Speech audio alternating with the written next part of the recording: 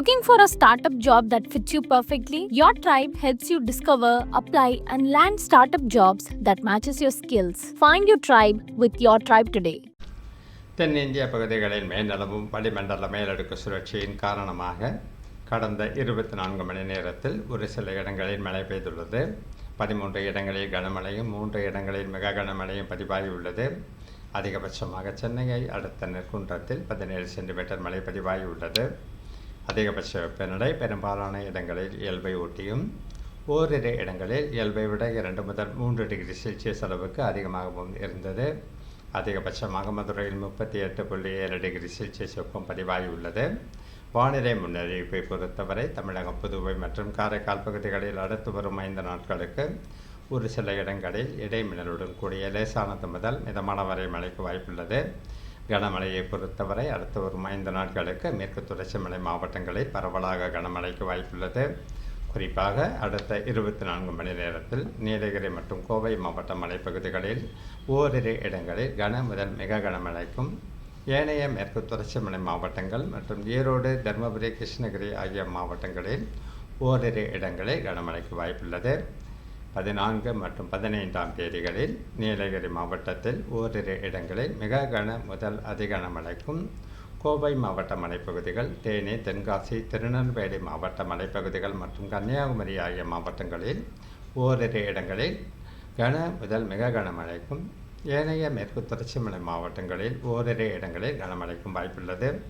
16 மற்றும் 17ஆம் தேதிகளில் நீலகிரி மற்றும் கோவை மாவட்ட மலைப்பகுதிகளில் ஓரிரு இடங்களில் கன முதல் மிக கனமழைக்கும், ஏனைய மேற்கு தொடர்ச்சி மலை மாவட்டங்களில் ஓரிரு இடங்களில் கனமழைக்கு வாய்ப்புள்ளது.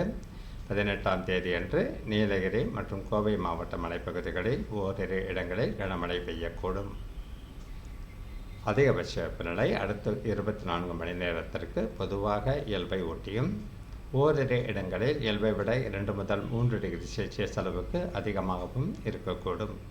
அடுத்து வரும் 5 நாட்களுக்கு ஒரு சில இடங்களில் பலத்த தரைக்காற்று மணிக்கு 40 முதல் 50 கிலோமீட்டர் வேகத்தில் வீசக்கூடும்.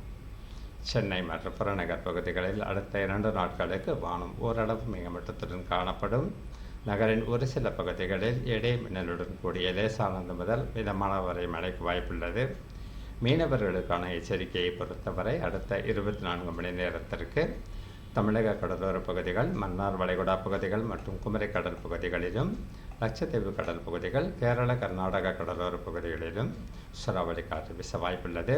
மேலும் 14 மற்றும் 15ஆம் தேதிகளில் தமிழக கடலோர பகுதிகள், ஆந்திர கடலோர பகுதிகள், குமரி கடல் பகுதிகள் மற்றும் அதனை ஒட்டிய மன்னார் வளைகுடா பகுதிகள், கேரள கர்நாடக கடலோர பகுதிகள் மற்றும் கொங்கன் கோவா கடலோர பகுதிகள், லட்சத்தீவு கடல் பகுதிகளிலும், தெற்கு மற்றும் மத்திய அரபிக்கடல் பகுதிகள் மற்றும் தென்மேற்கு மற்றும் மத்திய மேற்கு அரபிக்கடல் பகுதிகளிலும், தெற்கு மற்றும் மத்திய வங்கக்கடல் பகுதிகளிலும் சூறாவளி காற்று வீச வாய்ப்புள்ளது.